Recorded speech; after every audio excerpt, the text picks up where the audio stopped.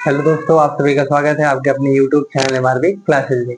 तो आज हम बात करेंगे क्लास 12 का जो कि फर्स्ट चैप्टर है, ठीक है, इसका पार्ट 4। क्लास 12 का जो कि हमारा फर्स्ट चैप्टर है, क्या है, बिलियन। बिलियन का पार्ट 4 इस वीडियो में आपको बताएंगे, ठीक है। इस वीडियो में हम बात करेंगे बिलियता के बारे में। बिलियता क्या होता है, ठोसों की द्रव में विलेयता क्या होती है और गैसों की द्रव में विलेयता क्या होती है। इन दो टॉपिकों के बारे में बात करेंगे और इसी में सबसे इंपॉर्टेंट टॉपिक हेनरी के नियम के बारे में बात करेंगे, ठीक है। देखते हैं, सबसे पहले देखते हैं विलेयता क्या होता है। क्या है विलेयता, समझते हैं विलेयता क्या होता है। विलेयता, इसका डिफिनेशन लिख देते हैं फिर आपको समझाते हैं। किसी पदार्थ की वह अधिकतम मात्रा, किसी पदार्थ की वह अधिकतम मात्रा, वह अधिकतम अधिकतम मात्रा जो निश्चित ताप पर, जो निश्चित ताप पर, निश्चित ताप पर 100 ग्राम, निश्चित ताप पर 100 ग्राम विलायक में घुल जाती है। 100 ग्राम विलायक में घुल जाती है, विलायक में घुल जाती है, पदार्थ की विलेयता कहलाती है। पदार्थ की विलेयता कहलाती है, कहलाती है, ठीक है। तो देखते हैं विलेयता होता क्या है। कह रहा है किसी पदार्थ की वह अधिकतम मात्रा जो निश्चित ताप पर 100 ग्राम विलायक में घुल जाती है। मान लो हमारे पास एक ऐसे एक बीकर है, एक बर्तन है, इसमें विलायक है जल। क्या है, विलायक के रूप में जल है। मान लो विलायक के रूप में क्या है, जल। ये जल किसका काम कर रहा है, विलायक, ठीक है। अब किसी, ये तापमान हमारा जो है 25 डिग्री सेल्सियस है। हमने तापमान को नियत कर लिया है, कमरे का ताप है। अब एक निश्चित ताप पर हम किसी विलय की मात्रा मिला रहे हैं, किसी पदार्थ की मात्रा मिला रहे हैं, ठीक है। ये पदार्थ की मात्रा भी क्या होगी, निश्चित होगी। मान लो हमने 10 ग्राम चीनी ले लिया। क्या ले लिया, 10 ग्राम चीनी। अब ये क्या है, एक पदार्थ है जिसकी मात्रा निश्चित है, कितनी है, 10 ग्राम। अब ये 10 ग्राम जब इस पानी में डालेंगे तो ये 10 ग्राम क्या होगा, चीनी इस पानी में घुल जाएगा। यही इस पदार्थ की क्या कहलाएगी, विलेयता कहलाएगी। समझ में आ रहा है, किसी पदार्थ की वह अधिकतम मात्रा जो निश्चित ताप पर 100 ग्राम विलायक में घुल जाती है, पदार्थ की क्या कहलाती है, विलेयता। मतलब अगर हमारे पास जल जो है विलायक का काम कर रहा है, तापमान 25 डिग्री सेल्सियस है, इस पर हम कोई विलय इस जल में मिलाएंगे तो ये विलय क्या होगा, इस जल में घुल जाएगी। तो ये इसकी विलेयता कहलाएगी, ठीक है। आगे थोड़ा सा और बात करते हैं।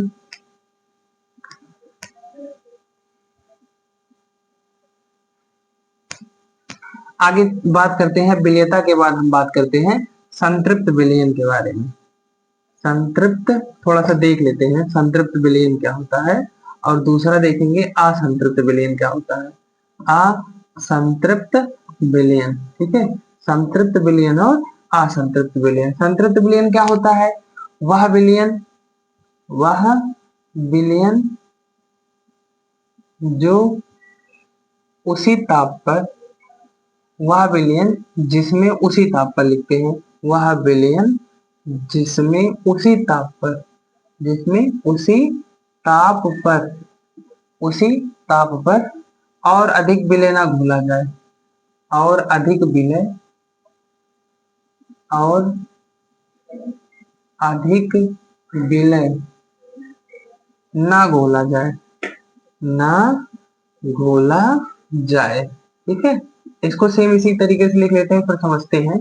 वह विलयन, वह विलयन जिसमें उसी ताप पर, उसी ताप पर और अधिक, और अधिक विलय घुल जाए या घोला जाए, विलय घोला जाए, ठीक है।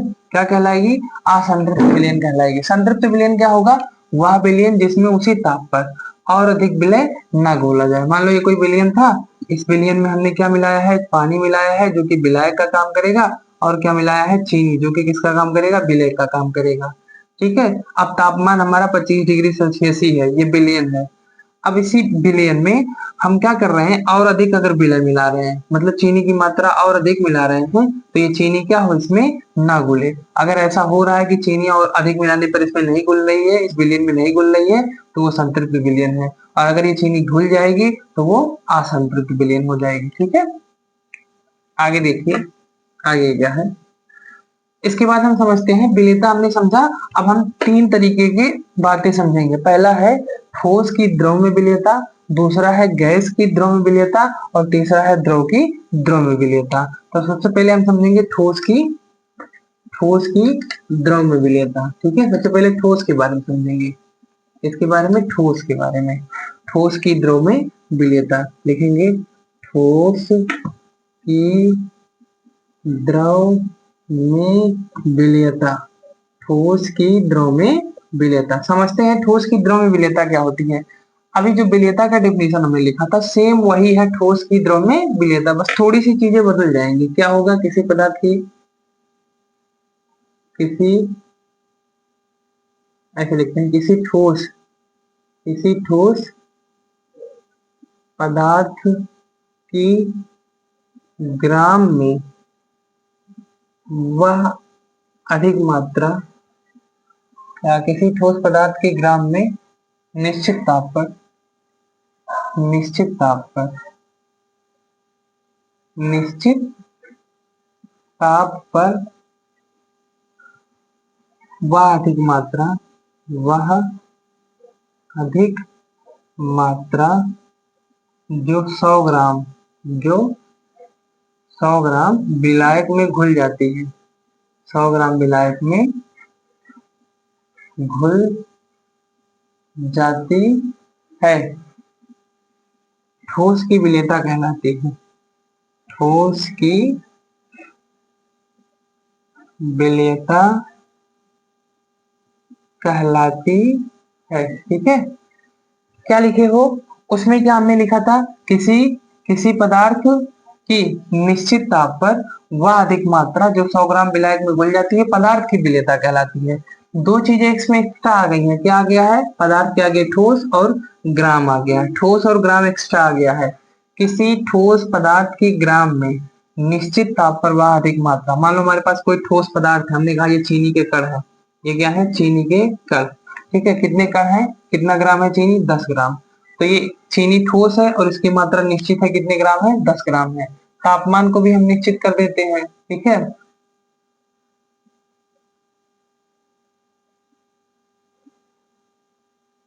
तापमान को हम क्या कर देते हैं, निश्चित कर देते हैं। अब तापमान को अगर हम निश्चित कर देंगे, अब इसको क्या कराएंगे, 100 ग्राम विलायक में, कितने ग्राम, 100 ग्राम विलायक में घोलेंगे, इसको 100 ग्राम विलायक में घोलेंगे। ठीक है, तो यही जो 100 ग्राम विलायक में इस चीनी को जो हम घोलेंगे, तो यही पदार्थ की विलेयता होती है। विलेयता का मतलब ना, किसी विलायक में विलेय पदार्थ का घुल जाना। समझ में आ रहा है, अगर कोई विलय किसी विलायक में अच्छी तरीके से घुल जाता है तो उसकी विलेयता ज्यादा होगी, कम घुलता है या नहीं घुलता है तो उसकी विलेयता बहुत कम होगी। तो ये हो गया ठोसों की विलेयता के बारे में। ठीक है, उम्मीद है आपको ये समझ आ रहा होगा, काफी इजी है, आप देख के ही बता सकते हैं। ठीक है, आगे बात करते हैं ठोसों की विलेयता को प्रभावित करने वाले कारक। ठीक है, ठोसों की विलेयता, ठोसों की विलेयता, ठोसों की विलेयता को प्रभावित करने वाले कारक। ठोसों की विलेयता को कौन कौन से कारक प्रभावित करते हैं, इसका ये मतलब है कि अगर हम ठोस की विलेयता को देखें तो उस पे क्या क्या ऐसे कारक होते हैं, जैसे ताप का प्रभाव, दाब का प्रभाव, इन सब का प्रभाव ठोसों पर किस प्रकार से पड़ता है। समझ में आ रहा है, ठोसों की विलेयता का मतलब है कि पानी ले लो, ठोसों की द्रव में विलेयता का मतलब है कि पानी ले लो, उसी में कोई ठोस मिलाओ। अगर कोई ठोस उस पानी में घुल जा रहा है मतलब उसकी विलेयता अधिक है, नहीं घुल रहा उसकी मतलब विलेयता कम है। समझ में आ रहा है, बिल्कुल भी विलेयता नहीं होगी। तो वही हमको समझना है कि जो हमारे पास ठोस है उसकी विलेयता को कौन कौन से कारक प्रभावित करते हैं। ताप बढ़ाने पर विलेयता घटेगी कि बढ़ेगी ये देखना है, ताप बढ़ाने पर विलेयता घटेगी कि बढ़ेगी ये देखना है। ठीक है, तो सबसे पहले है विलय तथा विलायक की प्रकृति। सबसे पहले क्या है? विलय तथा विलायक की प्रकृति। सबसे पहले क्या है? विलय तथा विलायक की प्रकृति। हम विलय और विलायक की प्रकृति से देखेंगे कि उसकी ठोसों की विलयता पर क्या प्रभाव पड़ रहा है। ठीक है, क्या लिखते हैं? साधारणतया, साधारणतया जो ठोस होते हैं ना वो द्रव में विलय नहीं होते हैं। मतलब हम ठोसों को क्या कर सकते हैं? द्रव में घोल नहीं सकते हैं। लिखते हैं कि प्रत्येक ठोस द्रव में नहीं घुलते हैं। प्रत्येक ठोस, हमने क्या लिखा? प्रत्येक ठोस द्रव में नहीं घुलते हैं, मतलब हर एक ठोस जो होता है वो द्रव में नहीं घुलता है। लिखते हैं उदाहरण या जैसे। जैसे लिखते हैं, जैसे जो NaCl होता है ना, NaCl और शर्करा, NaCl और शर्करा ये जल में आसानी से घुल जाते हैं। जल में आसानी से घुल जाते हैं। आसानी से क्या होते हैं? घुल जाते हैं। अगर हमारे पास NaCl है, सोडियम क्लोराइड, और शर्करा मतलब चीनी है, तो ये जल में आसानी से घुल जाता है। नमक हो चाहे चीनी हो, जल में आसानी से घुल जाता है। जबकि जबकि जबकि नेप्थलीन नेप्थलीन नेप्थलीन जल में नहीं घुलता। जल में नहीं घुलता। ये जल में नहीं घुलता है, नेप्थलीन जल में नहीं घुलता। ध्यान से समझना, ठीक है, काफी इंपॉर्टेंट है। देखिए कह रहा है NaCl शर्करा जल में आसानी से घुल जाता है। NaCl मतलब नमक और चीनी आसानी से जल में घुल जाता है, जबकि नेप्थलीन नेप्थलीन ठीक है, नेप्थलीन जल में नहीं घुलता। तब कहाँ घुलता है नेप्थलीन? नेप्थलीन जब जल में नहीं घुलता है तो कहीं तो घुलता होगा भाई। अगर कोई लड़का मान लीजिए आपके घर नहीं जाता है तो किसी के घर तो जाता होगा। तो वही बात है, नेप्थलीन जल में नहीं घुलता है तो किसी में तो घुलता होगा। देखिए, जबकि परंतु परंतु नेप्थलीन नेप्थलीन बेंजीन में घुल जाता है। किसमें घुलता है? बेंजीन में घुलता है। बेंजीन में क्या है? घुलता है। ध्यान से देखिएगा, नमक और शर्करा जल में आसानी से घुल जाते हैं, नेप्थलीन नहीं घुलता। नेप्थलीन बेंजीन में घुलता है, परंतु परंतु NaCl परंतु NaCl व शर्करा बेंजीन में नहीं घुलते। इसमें नहीं घुलते, बेंजीन में नहीं घुलते। बेंजीन में नहीं घुलते। ठीक है, ये आपको समझ आ रहा होगा। क्या कह रहा है यहाँ? यहाँ कहा जा रहा है कि NaCl और शर्करा जल में आसानी से घुल जाते हैं, जबकि नेप्थलीन जल में नहीं घुलता। तो कहीं तो घुलता होगा, कहाँ घुलता है? नेप्थलीन कहाँ घुलता है? बेंजीन में घुलता है। तो बेंजीन में नेप्थलीन जब घुल जाता है तो ऐसा क्या है जो बेंजीन में नहीं घुलता? बेंजीन में क्या नहीं घुलता? नमक और चीनी। नमक और चीनी पानी में घुलता है, बेंजीन में नहीं। और नेप्थलीन बेंजीन में घुलता है, पानी में नहीं। ठीक है, इसका ये मतलब है कि जो नमक और चीनी है, नमक क्या है? नमक और चीनी जल में घुल जाता है।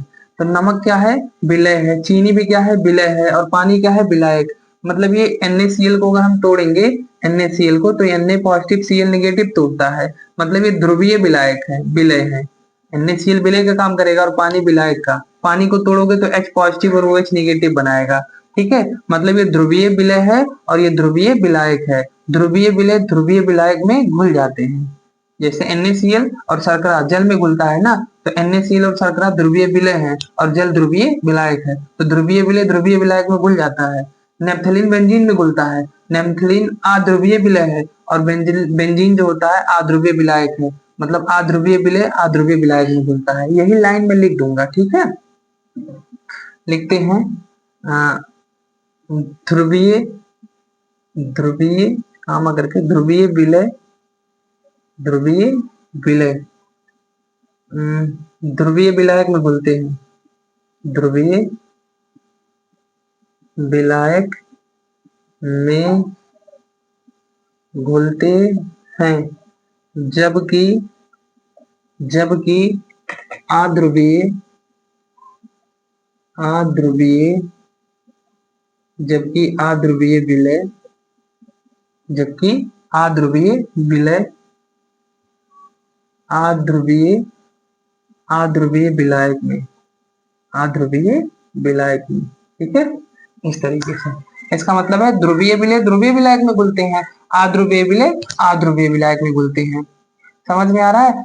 और एक बात और, वे विलय विलायक में घुलेंगे, वे विलय विलायक में घुलेंगे जिनके अंतरा आणविक अन्योन क्रियाएं समान होती हैं।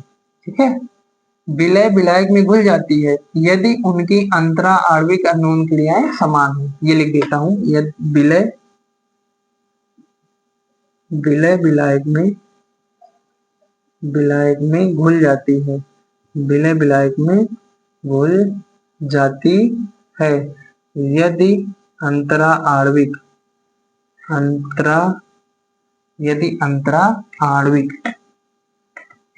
यदि अंतरा ऊपर लिख देते हैं, ठीक है, थोड़ा सा ऊपर लिखते हैं, यहां से यदि या यहां से लिखते हैं, घुल जाती है, इसके बाद ऊपर लिख देते हैं। चलिए यहीं लिख देते हैं, घुल जाती है यदि अंतरा आणविक अन्योन क्रिया, यदि अंतरा आणविक अन्योन क्रियाएं समान हो। अंतरा आणविक अन्योन क्रियाएं समान होंगी तो वो घुल जाएंगे। ठीक है, मतलब अंतरा आणविक आकर्षण बल क्या होना चाहिए, दोनों का समान होना चाहिए, इनके बीच अंतरा आणविक अन्योन क्रियाएं समान होनी चाहिए। टोटल में एनसीईआरटी की लाइन लिख रहा हूँ, ठीक है, बहुत ही इंपॉर्टेंट है ये, टोटल एनसीईआरटी की लाइन लिख रहा हूँ, कहीं से भी किसी भी साइड बुक से ये सब नहीं बताया जा रहा, सब एनसीईआरटी से बताया जा रहा है। लाइन टू लाइन आप देख सकते हैं, मैच कर सकते हैं एनसीईआरटी की। हमने कहा विलय तथा विलायक की प्रकृति, प्रत्येक ठोस द्रव में नहीं घुलते हैं। जैसे NaCl शर्करा जल में आसानी से घुल जाते हैं, और कौन नहीं घुलता, नेप्थलीन। तो नेप्थलीन कहीं घुलता होगा, कहाँ घुलता है, बेंजीन में। तो बेंजीन में कौन नहीं घुलता, NaCl और शर्करा। मतलब ये जो NaCl और शर्करा होते हैं ध्रुवीय विलय होते हैं, जल क्या है, ध्रुवीय विलायक है। तो ध्रुवीय विलय जो होते हैं, ध्रुवीय विलय जो होते हैं ध्रुवीय विलायक में घुलते हैं। नेप्थलीन क्या होता है, अध्रुवीय विलय, बेंजीन क्या होता है, अध्रुवीय विलायक, अध्रुवीय विलय अध्रुवीय विलायक में घुलते हैं। मतलब वही आपस में घुलते हैं विलय और विलायक जिनके अंतरा आणविक अन्योन क्रियाएं समान हो, अंतरा आणविक अन्योन क्रियाएं समान हो। ठीक है, इसका सीधा सीधा मतलब है समान समान विलयन को घोलता है, समान समान विलयन को घोलता है। ठीक है, लिख देते हैं समान समान समान समान समान समान प्रकृति घुलते हैं, समान समान की प्रकृति या समान समान घुलते हैं, घुलते हैं, जो समान समान होंगे वो घुल जाएंगे। अध्रुवीय अध्रुवीय में घुलेगा, ध्रुवीय ध्रुवीय में घुलेगा। एनसीईआरटी की लाइन है, समान समान घुलते हैं। ठीक है, इतना हो गया। पहला है ठोसों की विलयता को प्रभावित करने वाले कारक में विलय तथा विलायक की प्रकृति, ये पहला हो गया, विलय तथा विलायक की प्रकृति। आगे हम समझते हैं, इसके बाद समझते हैं, चलिए देखते हैं।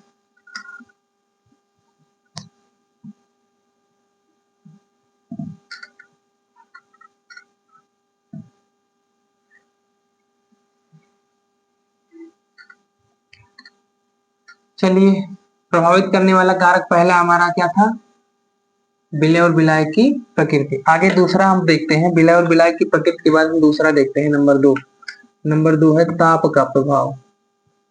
ताप का प्रभाव चेक कर लेते हैं, ताप का क्या प्रभाव पड़ता है। ठीक है, तो ठोसों की विलयता पर ताप का कोई प्रभाव नहीं पड़ता, लिखते हैं और समझते भी हैं।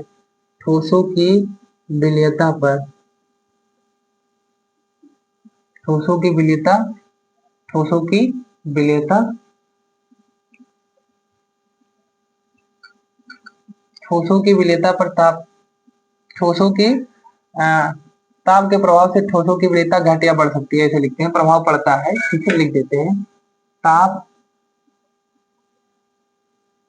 के प्रभाव, ताप के प्रभाव से ठोसों की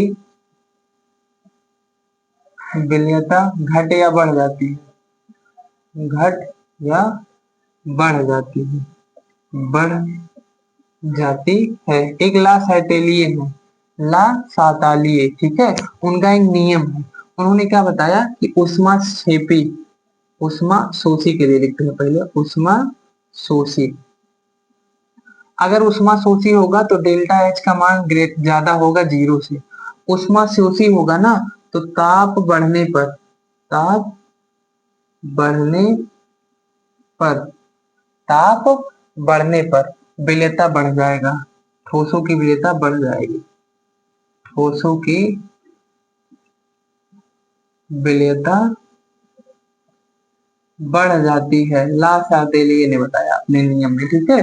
यदि उष्मा क्षेपी है, इसमें उष्मा निकलती है, उष्मा शोषी में उष्मा ग्रहण होती है, उष्मा क्षेपी में उष्मा निकलती है, तो डेल्टा एच जो होगा उससे ग्रेटर देन जीरो होगा, ठीक है। ताप बढ़ाने पर, ताप बढ़ने पर विलेयता घट जाती है, विलेयता घट जाती है। ऐसा क्यों होता है बता रहा हूं, देखिए ताप के प्रभाव से ठोसों की विलेयता घट या बढ़ जाती है, ठीक है, कम या ज्यादा हो जाएगी। ताप के प्रभाव में ठोसों की विलेयता या तो कम हो जाएगी या तो ज्यादा हो जाएगी। अब कैसे कम हो जाएगी, कैसे ज्यादा हो जाएगी? लाशातेली के नियमानुसार यदि प्रक्रिया उष्मा शोषी होगी, उष्मा शोषी का मतलब है जिसमें उष्मा की आवश्यकता होती है, ये हमारा विलायक है, ये हमारा क्या है, विलायक, ठीक है, ये विलायक है। इसमें हम कोई विलय के रूप में मिला रहे हैं, तो ये जो कण है ये विलय है, ये क्या है, विलय, विलय और विलायक है। अब देखिए अगर अभिक्रिया उष्मा शोषी होगी तो विलय और विलायक के मिलने के लिए उष्मा की आवश्यकता होगी, उष्मा का ये शोषण करते हैं। उष्मा शोषी का मतलब है जिस अभिक्रिया में उष्मा यूज की जाए, उष्मा की आवश्यकता हो, ठीक है, उष्मा शोषी होती है।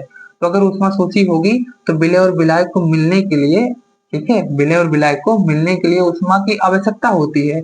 इसी कारण से जब उष्मा इसको दी जाएगी तो विलय और विलायक आपस में अच्छे से मिल जाएंगे, मतलब इसकी विलेयता बढ़ जाएगी। तो ताप बढ़ने पर ठोसों की विलेयता बढ़ जाती है।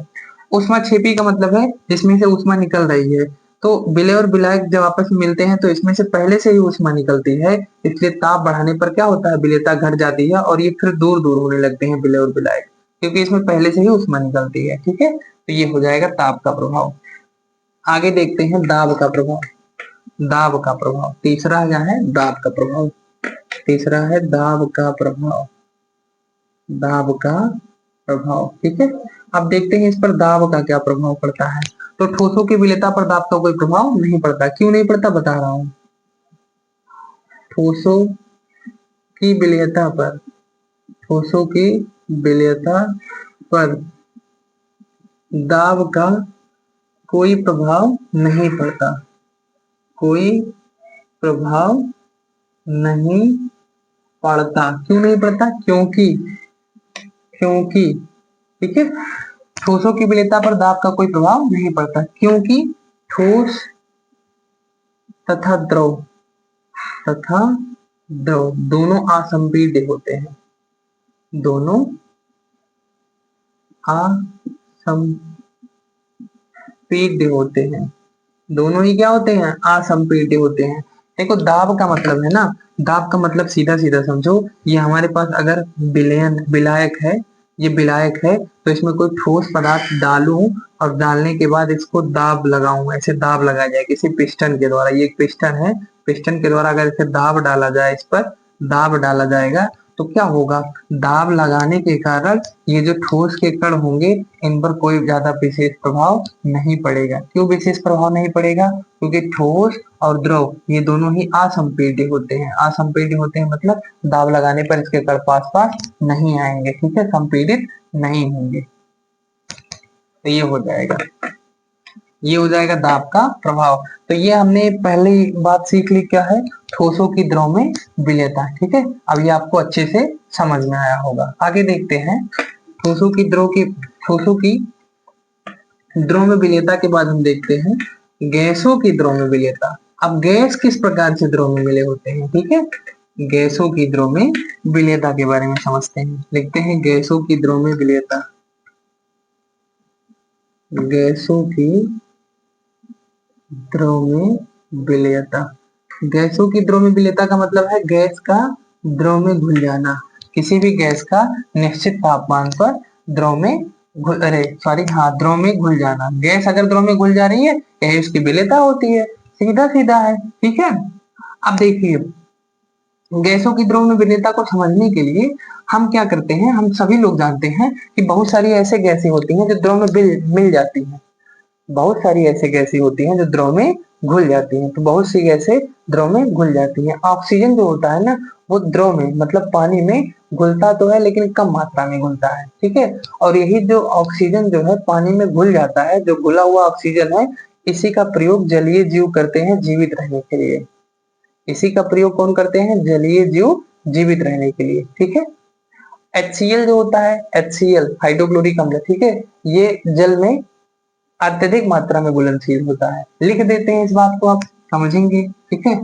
बहुत सी गैसें जल में घुल जाती हैं, बहुत सी गैसें जल में घुल जाती हैं, परंतु ऑक्सीजन परंतु ऑक्सीजन जल में कम मात्रा में घुलता है। ऑक्सीजन जल में कैसे घुलेगा, कम मात्रा में घुलता है, कम मात्रा में घुलता है, ठीक है। जल में घुले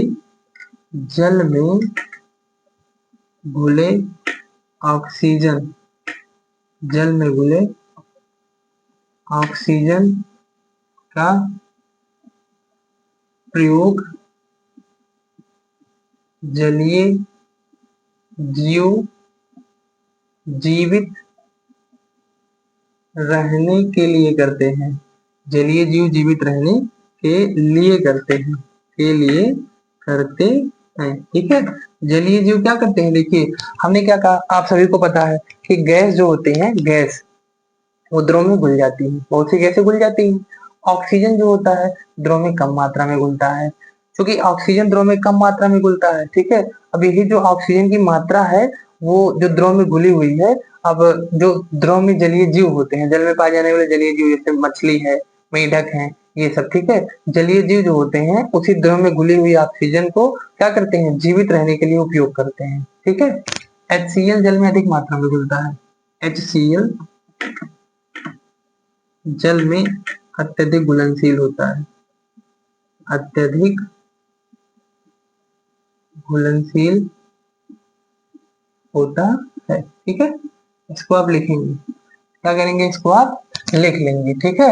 ये गैसों की द्रव में विलेयता के अंतर्गत लिखा जाएगा। इसके बाद हम थोड़ा सा और समझते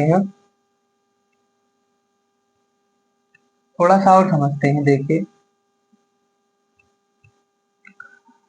इसके बाद हम समझते हैं दाब का प्रभाव। किसका है, दाब का प्रभाव, या इसके पहले हेडिंग डाल देते हैं, गैसों की द्रव में विलेयता को प्रभावित करने वाले कारक।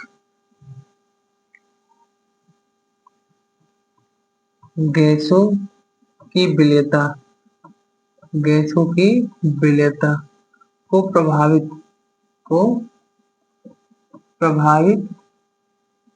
करने वाले कारक, ठीक है। क्या है, गैसों की विलेयता, जैसे इसके पहले हमने पढ़ा है ठोसों की विलेयता को प्रभावित करने वाले कारक, इसी प्रकार सेम हमें पढ़ना है गैसों की विलेयता को प्रभावित करने वाले कारक। सबसे पहला है दाब का प्रभाव। सबसे पहला क्या है, दाब का प्रभाव। दाब का प्रभाव मतलब दाब लगाने पर क्या होता है, गैसों की विलेयता घटेगी कि बढ़ेगी। इसके पहले हमने क्या पढ़ा था, ठोसों की विलेयता, तो ठोसों की विलेयता पर दाब का कोई प्रभाव नहीं पड़ता। यहाँ समझते हैं हम फिगर बना के, इस तरीके से एनसीईआरटी में फिगर भी बनाया गया है, ठीक है। कह रहा है एनसीईआरटी की लाइन कि यहाँ कुछ दूरी तक क्या है, द्रव भरा है। मान लो इस पॉइंट तक इसमें द्रव भरा है, इस लाइन तक इसमें पानी भरा है, ठीक है। और आगे थोड़ा सा और करते हैं, और यहाँ तक इस लाइन में, यहाँ तक इसमें ये गैस भरी है, यहाँ तक द्रव भरा है, ऊपर गैसें भरी है, और यहाँ हमने एक पिस्टन लगा दिया। क्या लगा दिया, एक पिस्टन, ठीक है। और पिस्टन इसलिए लगाया ताकि हम इसको दाब दे सकते हैं। यहाँ पर एक द्रव्यमान रख दिया, मान लो एक द्रव्यमान रखकर हम उसको दाब लगा रहे हैं, डब्लू, ठीक है। डब्लू मतलब एक द्रव्यमान रखकर, कोई वस्तु रखकर इसके पिस्टन पर हम क्या लगा रहे हैं, दाब। ये क्या है, पिस्टन, ठीक है। तो क्या किया, यहाँ तक क्या भरा है, यहाँ तक द्रव भरा है, इसके ऊपर गैस भरा है, इसके ऊपर हमने पिस्टन लगा दिया। जैसे ही हम इसके पिस्टन को दबाएंगे मतलब दाब लगाएंगे, दाब लगाने का मतलब यही तो, ये गैस है ये द्रव है, हमें क्या पढ़ना है, गैसों की द्रव में विलेयता। तो ये गैस है ये द्रव है, अभी विलेयता समझनी है। तो जैसे ही हम इसको इसके पिस्टन पर दाब लगाएंगे, पिस्टन पर दाब लगाने के कारण गैस के प्रति एकांक आयतन में जो गैस के कण होंगे ना, गैस के कण और गति करने लगेंगे। तो जैसे ही दाब लगाएंगे तो ये जो जितनी दूरी में गैस है इनका क्षेत्रफल कम हो जाएगा, इस जगह और कम हो जाएगा, पिस्टन नीचे आ जाएगा। जब ये पिस्टन नीचे आ जाएगा तो क्या होगा, ये जो गैस के कण हैं पास पास आ जाएंगे, मतलब क्या हो जाएंगे, गैस के कण संपीड़ित हो जाएंगे। संपीड़ित होने के पश्चात ये द्रव की दीवारों को पार करके इसमें प्रवेश करने लगेंगे। ठीक है, देखते हैं अगला फिगर। एनसीईआरटी में ऐसे दो फिगर बनाए गए हैं इस तरीके से, जैसे मैं यहाँ समझा रहा हूँ आप लोगों को। ठीक है, देखिए यहाँ तक क्या भरा है हमारा, द्रव, यहाँ तक भरा है द्रव, द्रव भरा है। अब इस पिस्टन को हम यहाँ ले आए हैं, इस पिस्टन को दबाकर क्या कर दिए हैं, हम नीचे तक ले आए हैं। इस पिस्टन को दबाकर हमने नीचे तक ले आए हैं। ठीक है, यहाँ 3 द्रव्यमान को लिख दिया, मतलब और ज्यादा द्रव्यमान को रखा गया है।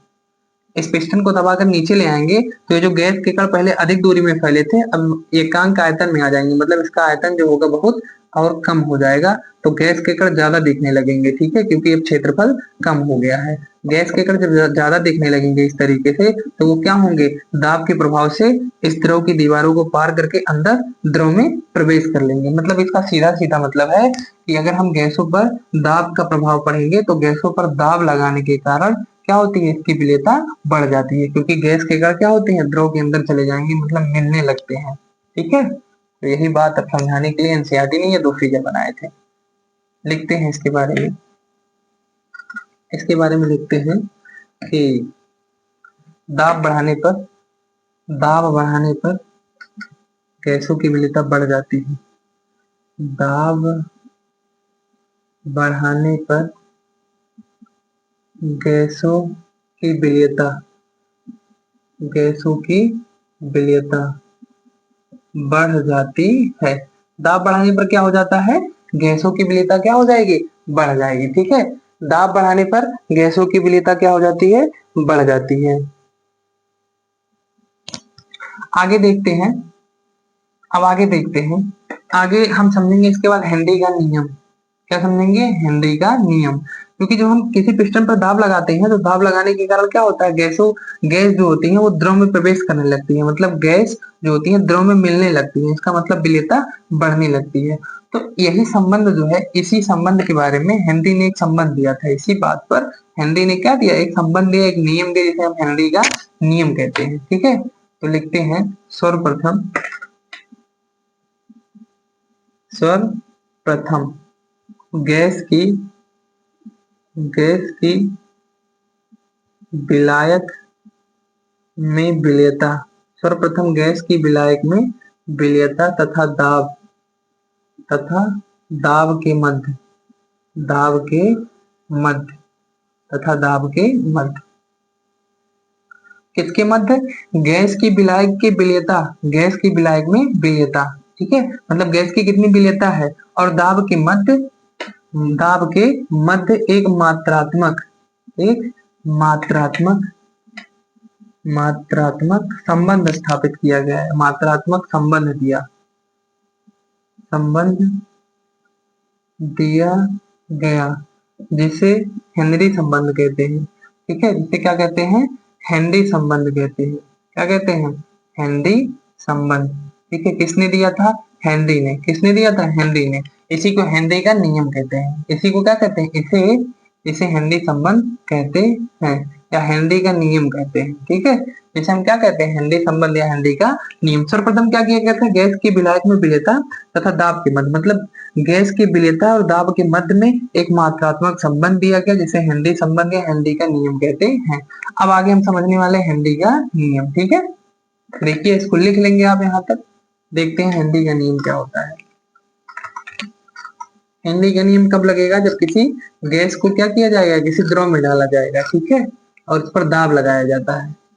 तो समझते हैं हेनरी का नियम यहाँ आगे। हेनरी का नियम क्या है, हेनरी का नियम, हेनरी का नियम देखिए क्या कहता है। स्थिर ताप पर, हेनरी का नियम कहता है स्थिर ताप पर, तापमान स्थिर हो, स्थिर ताप पर किसी गैस के, किसी गैस की इकाई द्रव्यमान में, स्थिर ताप पर किसी विलायक के इकाई द्रव्यमान में गैस, स्थिर ताप पर किसी गैस के, किसी गैस के इकाई द्रव्यमान में, किसी गैस के इकाई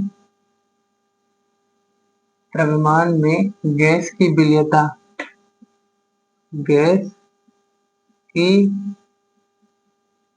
विलेयता, गैस की विलेयता उसके दाब के, उसके दाब के समानुपाती होता है। किसके समानुपाती होता है? समानुपाती होता है, समानुपाती होता है। क्या कह रहा है, क्या कह रहा है? स्थिर ताप पर किसी गैस के इकाई द्रव्यमान में गैस की विलेयता उसके दाब के समानुपाती हो रहा है, हेनरी का नियम दिया। ठीक है, ये किस पर, किसके बारे में हम पढ़ रहे हैं अभी? गैस की द्रव में विलेयता में। गैस की द्रव में विलेयता में जब हमने गैस की द्रव में विलेयता को प्रभावित करने वाले कारक पढ़े हैं, उसमें पहले पढ़ा है दाब का प्रभाव, तो इसमें दाब के प्रभाव के अंतर्गत हेनरी ने ये संबंध दिया। ठीक है, ये हो गया। सीधा सीधा कह रहा तापमान को स्थिर रखो और गैस की जो इकाई द्रव्यमान में गैस की विलेयता होगी, विलेयता को हम यम से दिखाएंगे। ठीक है, यम मतलब विलेयता, वो उसके दाब के अनुक्रमानुपाती होती है, दाब मतलब पी। ये कह रहा है कि जो गैस की विलेयता होती है दाब के अनुक्रमानुपाती होती है। अनुक्रमानुपाती का सिंबल हटाने के लिए KH आता है, तो KH गुणे यम हो जाएगा। ठीक है, KH क्या होता है? एक स्थिरांक होता है, इसे हेनरी स्थिरांक कहते हैं। जहां यम विलेयता, जहां यम पदार्थ की विलेयता, पदार्थ की विलेयता, यम क्या है? पदार्थ की विलेयता। ठीक है, पी क्या है? पी क्या है? वाष्प दाब है, वाष्प दाब है। ठीक है, और KH क्या है? KH हेनरी स्थिरांक है। क्या है? हेनरी स्थिरांक है। KH क्या है? हेनरी स्थिरांक है। ठीक है, तो ये फार्मूला बन गया, ये फार्मूला बन गया, ये होता है हेनरी का नियम। अब आप लोग देखिए, KH को अगर हम यही रखते हैं, तो KH को यही रखते हैं तो KH यम उधर चला जाएगा तो P बाई एम हो जाएगा। इसका क्या मतलब है? इसका ये मतलब है कि KH के व्युत्क्रमानुपाती होता है विलेयता, मतलब अगर KH का मान बढ़ेगा तो विलेयता घट जाएगी। तो वही लाइन में लिख रहा हूं, KH का मान, KH का मान बढ़ने पर, बढ़ने पर विलेयता घट जाती है, विलेयता घट जाती है, घट जाती है। ठीक है, अब आगे थोड़ा सा, इसी विलेयता को ना, इसी विलेयता को मूल प्रभाज कहते हैं। इसी विलेयता को क्या कहते हैं? मूल प्रभाज। तो थोड़ा सा और हम इसको आगे ले जाते हैं और थोड़ा सा इसके बारे में लिखते हैं कि किसी गैस को, किसी गैस को द्रव में विलय करने पर, किसी गैस को द्रव में विलय करने पर तो गैस की विलेयता होती है, गैस का जो मूल प्रभाज होता है, विलेयता को मूल प्रभाज यहाँ कह रहे हैं। ठीक है, गैस का मूल प्रभाज उसके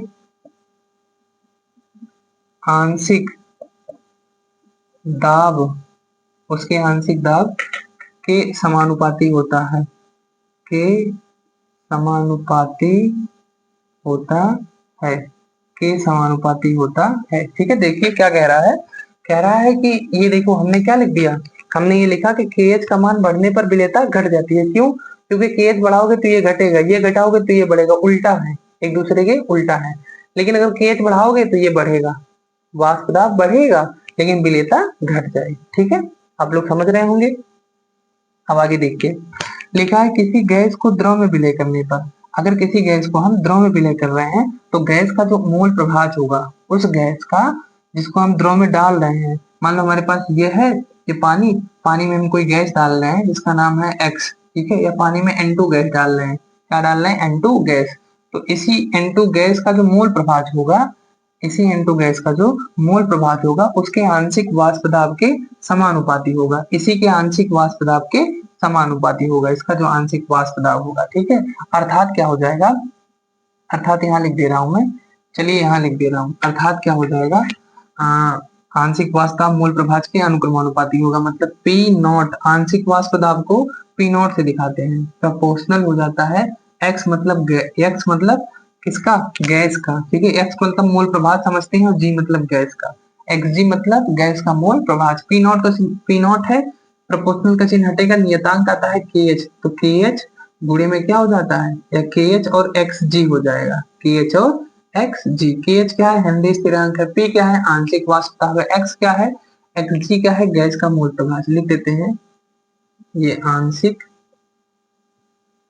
वाष्प दाब, वाष्प दाब, ठीक है, या आंशिक दाब है, वाष्प दाब भी लिख सकते हो। के एच क्या है, हेनरी स्थिरांक, हेनरी स्थिरांक, और एक्स जी क्या है, गैस का मोल प्रभाज, गैस का मोल प्रभाज है, ठीक है।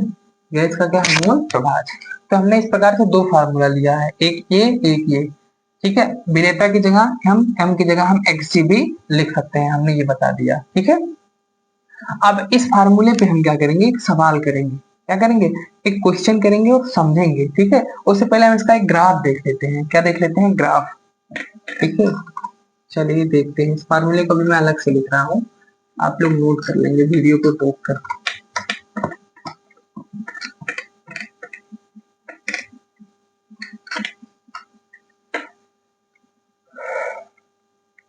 आगे देखिए, हम क्या कर रहे हैं, हेनरी के नियम के लिए ग्राफ खींच रहे हैं, तो इस तरीके से ग्राफ होगा, ठीक है। एक ग्राफ है इस तरीके से, इधर जो है वाष्प दाब को दिखा रहा है, वाष्प दाब पी इधर है, इधर क्या है ऊपर पी, और इस साइड क्या होगा, नियम मतलब विलेयता। अगर इधर विलेयता है, इधर वाष्प दाब है, तो ये जो सरल रेखा प्राप्त होता है, ये के एच, इसकी जो ढाल होती है वो इसके के एच मतलब हेनरी स्थिरांक को प्रदर्शित करती है, ठीक है। मतलब एक सरल रेखा में होती है, सरल रेखा में होती है। बात समझ में आ रहा है। जैसे अगर यहाँ से आगे चलते चलते हेनरी स्थिरांक अगर यहाँ हो जाएगा, तो उसकी कुछ विलेयता होगी जो यहाँ पहुंचेगी, और उसका कुछ वाष्प दाब होगा जो यहाँ पर होगा, ठीक है। मतलब अगर वाष्प दाब और इसके नियम के मध्य मतलब विलेयता, या कह सकते हो मोल प्रभाज, ठीक है, एक्स जी लिख सकता हूँ, मोल प्रभाज, मोल प्रभाज, इन दोनों के मध्य अगर ग्राफ खींचा जाए तो क्या प्राप्त होता है, एक सरल रेखा प्राप्त होता है, और इसकी जो ढाल होती है वो हेनरी स्थिरांक को प्रदर्शित करती है। आप इस ग्राफ को क्या करेंगे, आप इस ग्राफ को बना लेंगे।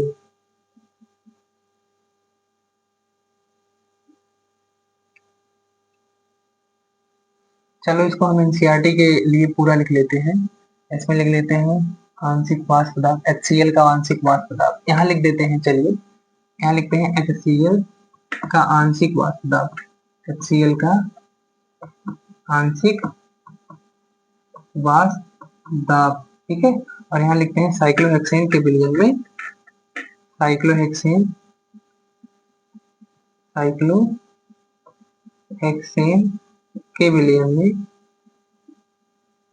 के विलयन में HCl का मूल प्रभाज, HCl का मूल प्रभाज। ये ग्राफ है एनसीईआरटी का, ठीक है, इसके लिए है, एनसीईआरटी के लिए है। अब यहाँ दो पॉइंट बने हैं, एक पॉइंट इधर है, एक पॉइंट यहाँ है जो दिया गया है 0.010, ठीक है, और एक पॉइंट यहाँ है जो दिया गया है 0.020, ठीक है, 0.02120, सॉरी 0.0120, एक दो, ठीक है, इस तरीके से इस पॉइंट पर।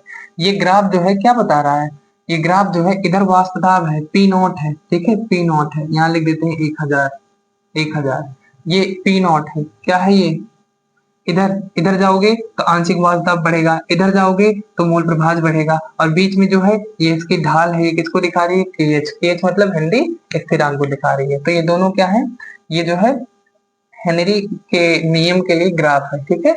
अब इसके बाद हम क्या करेंगे, हमने कहा हम न्यूमेरिकल करेंगे, क्या करेंगे, न्यूमेरिकल, पहले फार्मूला लिख लेते हैं, उसके बाद न्यूमेरिकल सॉल्व करेंगे, ठीक है।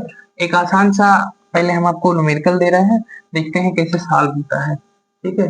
फार्मूला क्या है, हमारे पास फार्मूला है कि पी नॉट बराबर के एच गुणे, या एक्स जी लिख सकते हो, पी एच इंटू एक्स जी, एक्स जी क्या है, गैस का मोल प्रभाज। हमारे पास है CO2, CO2 gas, CO2 gas का, गैस की विलेयता ज्ञात कीजिए, गैस की विलेयता ज्ञात कीजिए। CO2 गैस की विलेयता ज्ञात कीजिए यदि यदि इसका आंशिक वाष्प दाब, यदि इसका इसका आंशिक यदि इसका आंशिक वाष्प दाब, इसका आंशिक वाष्प दाब दे रहा है, इसका आंशिक वाष्प दाब कितना दे रहा है? मान लीजिए दिया है कि आंशिक वाष्प दाब दिया है हमारा 7.2 mm, ठीक है। कितना है? केएच का मान दिया है, केएच दिया रहेगा, ठीक है। केएच दिया है 2.5 mm, केएच का मान कितना दिया है? 2.5 mm। mm भी क्या होता है? mm भी होता है हमारा वाष्प दाब, वाष्प दाब का मात्रक होता है, ठीक है। एटीएम में नहीं बदलने के लिए कहा है।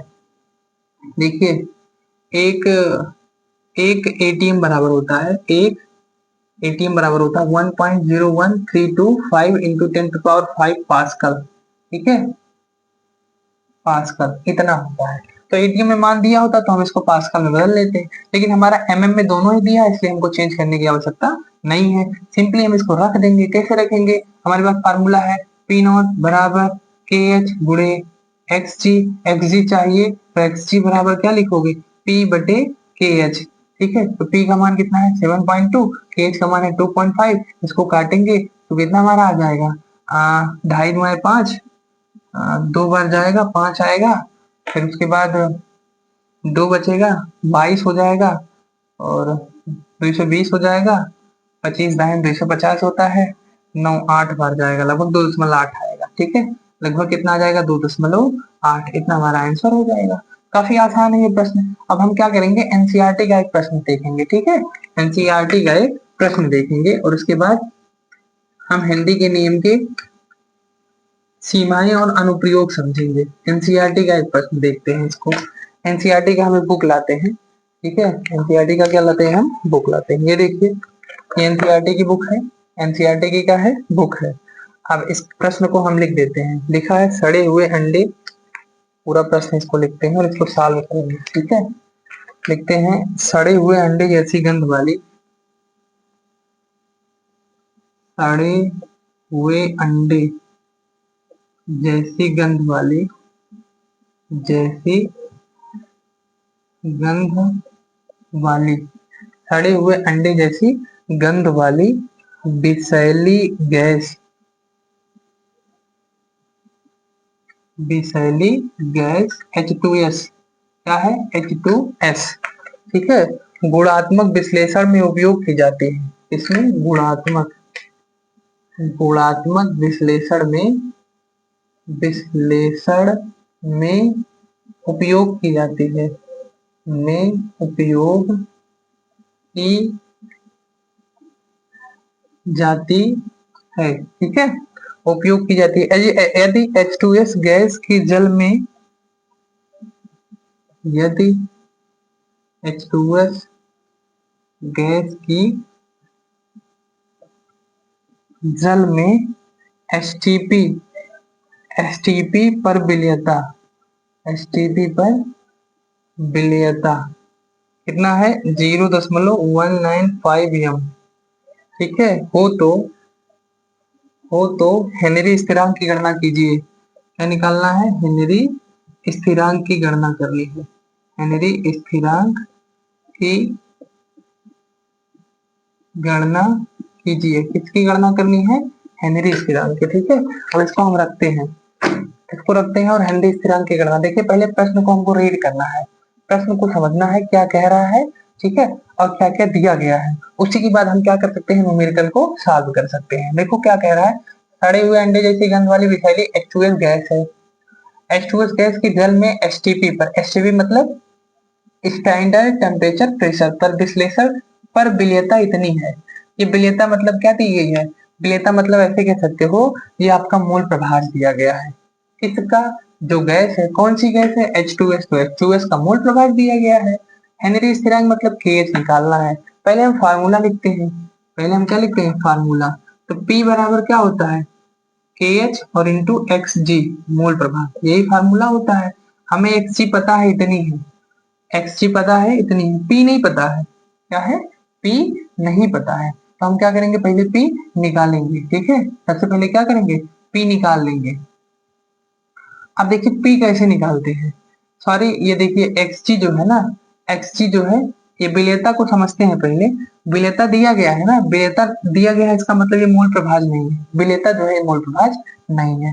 हम समझते हैं, अभी पहले लिख लेते हैं। एसटीपी पर देखो, एसटीपी पर जो दाब होता है ना किसी भी गैस का, एसटीपी पर, एसटीपी पर जो दाब होता है ना वो 1 ATM के बराबर होता है। कितना होता है, 1 ATM।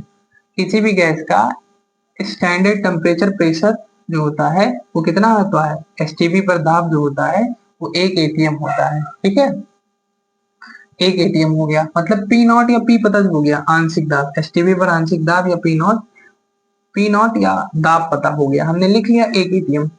ये कह रहा है इतनी, ये एम का मतलब है मोलरता, एम का मतलब है मोलरता, मतलब मोलरता बराबर क्या होता है, मोलरता का फार्मूला लिखोगे तो मोलरता बराबर क्या होता है, मोलरता मतलब समझ सकते हो, इसका मोल दिया गया है या हम निकाल भी लेते हैं। मोलरता बराबर होता है विलय के मूल, मूल मतलब एन बटे विलयन का आयतन, किसमें होना चाहिए, लीटर में। ठीक है, किसमें होना चाहिए, लीटर में। तो मोलरता दी गई है कितना, 0.195 बराबर मोल, मोल नहीं पता है, बिलियन का आयतन कितना मानेंगे, एसटीपी पर बिलियन का आयतन 1 लीटर होता है तो 1 रख देंगे तो मोल भी इतना आ जाएगा। मतलब ये सीधे सीधे कह सकते हो मोल दिया गया है 1.90.195, ये मोल दिया गया है, किसका मोल दिया गया है, H2S का, गैस का मोल दिया गया है, इस गैस का मोल दिया गया है। ठीक है, ऐसे निकाल सकते हो या तो डायरेक्ट मान सकते हो कि ये मोल दिया गया है। समझ में आया, आगे देखिए, आगे देखिए ये क्या है, विलय गैस है, किसमें मिलाई जाती है, जल, जल किसका काम करेगा, विलायक का। तो हमें चूंकि मोल प्रभाज चाहिए KH निकालने के लिए, XG का मतलब है गैस का मोल प्रभाज चाहिए, तो मोल प्रभाज निकालने के लिए हम क्या लिखते हैं, पूरा फार्मूला अगर हम लिखें तो P बराबर KH और गुणे में हो जाता है स्मॉल n, मतलब विलय का मोल बटे small n plus capital N। ठीक है, स्मॉल n क्या है, विलय का मोल, मतलब इस गैस का मोल है, प्लस में कैपिटल N क्या है, विलायक का मोल, विलायक कौन है, जल। तो हमें मोल प्रभाज निकालने के लिए विलय के मोल तो पता है स्मॉल n लिखना है, लेकिन विलायक का मोल भी चाहिए, विलायक कौन है, जल, तो जल का मोल चाहिए हमको। ठीक है, तो जल का मोल निकालते हैं हम, सबसे पहले जल का मोल निकाल लेते हैं। कैसे निकालेंगे जल का मोल, देखिए मोल बराबर क्या होता है, कैपिटल एन, कैपिटल एन यहाँ लिखते हैं। ठीक है, कैपिटल एन, मोल बराबर क्या होता है, भार बटे अणुभार। तो भार मतलब भार कितना दिया गया है जल का, जल का भार दिया कुछ नहीं दिया गया है। ठीक है, लेकिन विलयन का आयतन हमको पता है, विलयन का आयतन 1 लीटर है, 1 लीटर मतलब 1000 ml, 1000 ml को 1000 ग्राम मान लेंगे, मतलब विलायक के रूप में कौन है, 1000 ग्राम है, 1000 ग्राम बटे, बटे क्या हो जाएगा, भार ये हो गया, अणुभार क्या होता है, जल का अणुभार कितना होता है, H2O का अणुभार, H2O का, O का 16, 2 का और H का 2, तो 16 2 18, तो 18 से डिवाइड कर देंगे तो इसका आएगा 55.56। अगर आपको नहीं पता है तो आप हमेशा के लिए याद कर लीजिए कि जो जल की मोलरता होती है, ठीक है, जल की जो मोलरता होती है या जो जल का मोल होता है या जल की मोलरता होती है 55.56 होती है। ठीक है, ये ऑब्जेक्टिव में पूछ लेता है, तो कैपिटल एन की जगह क्या रख देंगे, 55.56। तो P बराबर, P का मान 1 ATM दिया गया है, 1 ATM को 1 ATM रहने देते हैं, बराबर KH। एटीएम को अगर हम, अभी हमने बताया था कि एटीएम को अगर हम पास्कल में बदलना चाहें तो इसको हम पास्कल में बदल सकते हैं। कैसे पास्कल में बदल सकते हैं, 1 ATM बराबर होता है एक, 1 ATM बराबर यहाँ लिखते हैं, यहाँ लिख दे रहा हूँ। ठीक है, 1 ATM बराबर 1.01325 इंटू 10⁵ पास्कल, इतना पास्कल होता है, अभी मैंने लिख के बताया था। 1 ATM बराबर 1.01325 गुणे 10⁵ तो एटीएम में यहाँ लिखकर अगर हम पास्कल में लिखना चाहें तो पास्कल में भी लिख सकते हैं। कितना लिख सकते हैं, 1.0135 गुणे 10⁵ बराबर KH, KH निकालना है, KH को KH रहने दो, गुणे स्मॉल n मतलब विलय के मोल कितने हैं, 0.195 डिवाइड बाई विलय और विलायक के मोल, विलय के मोल 0.195, विलायक का मोल कितना है 55.56, ये हो जाएगा। अब क्या करेंगे, इसी को सॉल्व कर लेंगे, इसी को क्या करेंगे सॉल्व, इसको ऊपर भेजेंगे और ये नीचे चला जाएगा, तो KH बराबर क्या हो जाएगा, तो KH बराबर यहाँ से देखिए KH बराबर क्या हो जाएगा, ये ऊपर ये नीचे, तो KH बराबर हो जाएगा 1.01325 गुणे 10⁵ ठीक है, और बटे में क्या, ये नीचे आ जाएगा 0.195 और इन दोनों को जोड़ के हम लिखेंगे गुणे में, इन दोनों को जोड़ के क्या करेंगे, गुणे में कर देंगे। ठीक है, तो इन दोनों को जोड़ोगे तो कितना आएगा, यहाँ आ जाएगा 9 5 और 9 और 6 15, 15 का 5 हो जाएगा, 9 6 15 का 5 और 5 1 6, 6 5 1 6 1 7 हो जाएगा और आगे 5 बचेगा और ये 55 कितना आ जाएगा। ठीक है, ये मल्टीप्लाई करेंगे, उसको डिवाइड कर देंगे तो के एच बराबर क्या हो जाएगा, के एच बराबर इसको इतने से गुणा करो, इतने से भाग कर दो। देखिए हम कैलकुलेटर का यूज कर रहे हैं, आप कैलकुलेटर का यूज नहीं करेंगे, अपनी उसी टूटी फूटी मोबाइल का यूज करते हैं हम कैलकुलेटर के रूप में। ये मेरी टूटी फूटी मोबाइल, ठीक है, इसी को मैं पहले चलाता था, शायद स्क्रीन भी चला गया क्या। कैलकुलेटर खुल जाए तो बढ़िया है। देखिए 1 अरे भाई तो एकदम 1.01325 01325 इंटू 55.755, ठीक है, 56.49 आ रहा है। कितना आ रहा है, 56.49 गुणे 10 पे पावर 5। इसको डिवाइड कर देंगे कितने से, हाँ लिखते हैं 56.49 डिवाइड बाई 0.195, ये आ रहा है 289। कितना आ रहा है, 0.195 के एच का मान आ रहा है, के एच का मान आ रहा है, यहाँ लिख दे रहा हूँ 289। ठीक है, गुणे 10 पे पावर कितना 5, कितना आ रहा है 289 गुणे 10 पे पावर 5 आ रहा है। ठीक है, या इसको 10 पे पावर 5 को हम एटीएम में लिखते हैं, 10 पे पावर 5 को क्या लिखते हैं, एटीएम।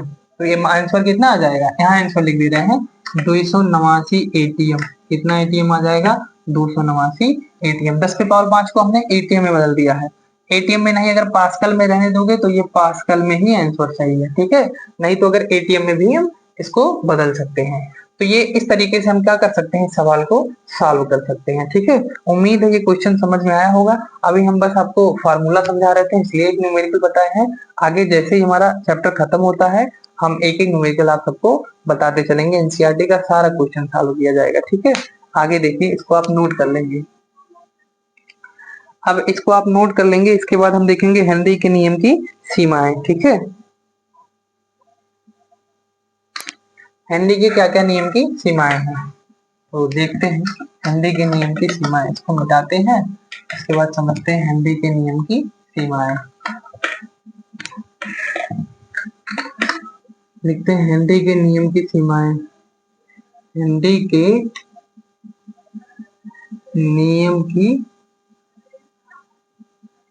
सीमाएं, हेनरी के नियम जो होता है ना, हेनरी का नियम, हेनरी का नियम हमेशा दाब, हेनरी के नियम में दाब ज्यादा नहीं होना चाहिए। ठीक है, हेनरी के नियम में दाब जो होना चाहिए, हेनरी के नियम में दाब उच्च होना चाहिए, सॉरी, हेनरी के नियम की सीमाएं में दाब क्या होना चाहिए, उच्च होना चाहिए, और ताप जो होना चाहिए वो कम होना चाहिए। ठीक है, क्योंकि ताप बढ़ाने पर ना, ताप बढ़ाने पर विलेयता घट जाती है, ताप बढ़ाने पर विलेयता घट जाती है, इसलिए दाब अधिक होना चाहिए और ताप कम होना चाहिए। अभी लिखे हो कि दाब बढ़ाने पर विलेयता बढ़ जाती है, इससे सबसे पहला एक है दाब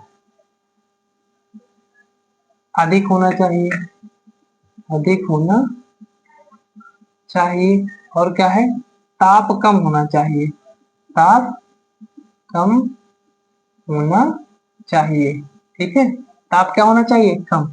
तीसरी बात क्या लिख देते हैं, पहली बात है दाब अधिक होना चाहिए, दूसरी दाब ताप जो है कम होना चाहिए, और तीसरी है गैस की विलेयता विलायक में कम हो, गैस की विलेयता, गैस की जो विलेयता है, विलेयता विलायक में कम हो, विलायक में कम हो, विलायक में क्या हो, कम हो। ठीक है, ये तीन क्या है, ये तीन क्या है, हेनरी के नियम की सीमाएं हैं। अब आगे देखते हैं हेनरी के नियम के अनुप्रयोग, क्या देखते हैं, अनुप्रयोग, हेनरी के नियम के अनुप्रयोग क्या क्या है। ठीक है, तो सबसे पहला अनुप्रयोग है कार्बोनेटेड पेय पदार्थों में, सबसे पहला अनुप्रयोग क्या है, कार्बोनेटेड पेय पदार्थों के उत्पादन में, पेय पदार्थों के उत्पादन में। ठीक है, कार्बोनेटेड पेय पदार्थों का मतलब है जैसे जो ठंडा होता है हमारा, ठंडा कोल्ड ड्रिंक, कोल्ड ड्रिंक में CO2 गैस भरी होती है, ठीक है। तो कोल्ड ड्रिंक में CO2 गैस, कोल्ड ड्रिंक क्या है, लिक्विड है, CO2 गैस क्या है, गैस है।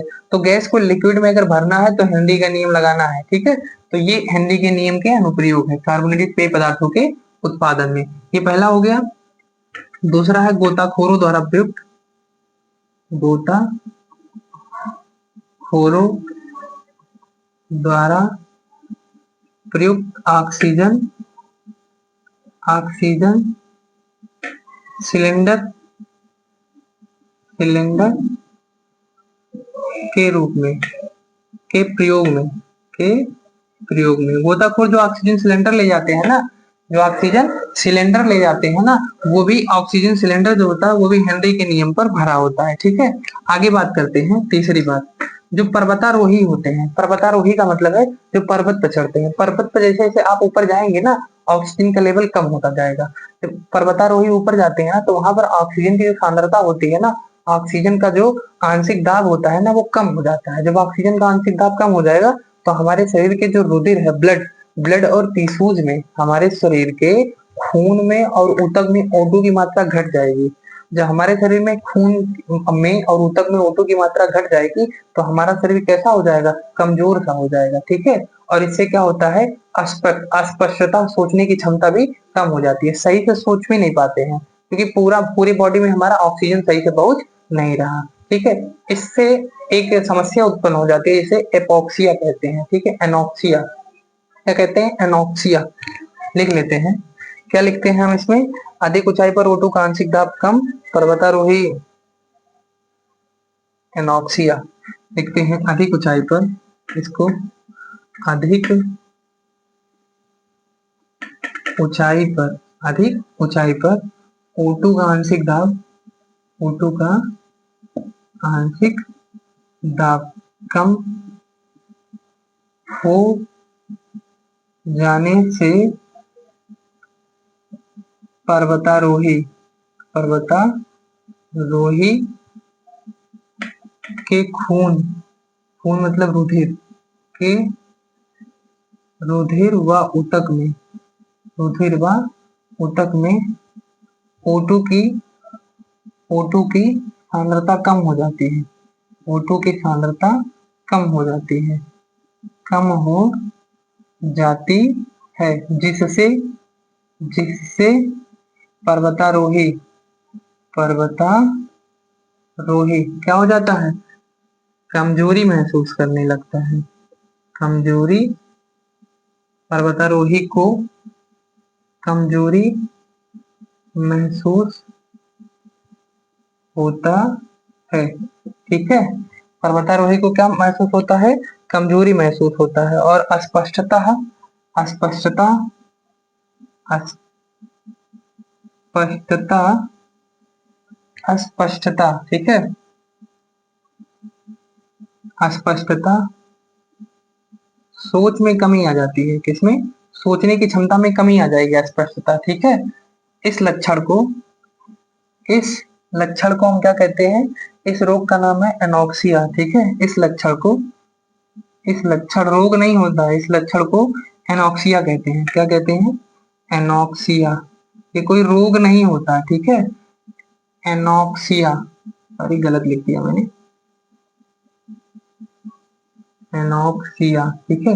ये कोई रोग नहीं होता, एनोक्सिया एक लक्षण होती है, ठीक है। मतलब अगर वो पर्वतारोही फिर नीचे आ जाएगा तो फिर वो सही हो जाएगा। तो ये बात मैंने लिखी। सबसे पहला अनुप्रयोग है कार्बोनेटेड पेय पदार्थों में, मतलब जो ठंडा होता है, सोडा वाटर होता है ना, उसमें जो बोतल बंद होते हैं, मतलब ठंडा सोडा वाटर में जो होता है, इसमें जो होता है ना, इसकी विलेयता को ना बोतल बंद करके रखा जाता है, ठीक है, उसके ढक्कन को बंद करके रखा जाता है। गोताखोरों द्वारा प्रयुक्त ऑक्सीजन सिलेंडर के प्रयोग में अधिक ऊंचाई पर जो O2 का आंशिक दाब होता है कम हो जाता है। पर्वतारोही के रुधिर में जब आंशिक दाब कम हो जाएगा, ऑक्सीजन का लेवल कम हो जाएगा, ऑक्सीजन का स्तर कम हो जाएगा, तो पर्वतारोही के ब्लड में और टिश्यूज में ऑक्सीजन नहीं पहुंच पाएगा, जिस कारण से उसका जो शरीर होगा वो कमजोर सा महसूस करने लगता है, ठीक है, कमजोर होने लगता है शरीर, ठीक है। और अस्पष्टता, सोच में कमी आ जाती है। इस लक्षण को एनोक्सिया कहते हैं, इस लक्षण को क्या कहते हैं, एनोक्सिया। तो ये उम्मीद है वीडियो आपको काफी अच्छे से समझ में आया होगा, ठीक है। अब धन्यवाद। इसके आगे का जो भी टॉपिक है हमारा, इसके आगे का है द्रव द्रव द्रव द्रव की विलेयता, ठीक है, जिसमें हम राउल्ट का नियम पढ़ने वाले हैं। वो अपने अगले पार्ट में प्रोवाइड करेंगे, ठीक है। धन्यवाद।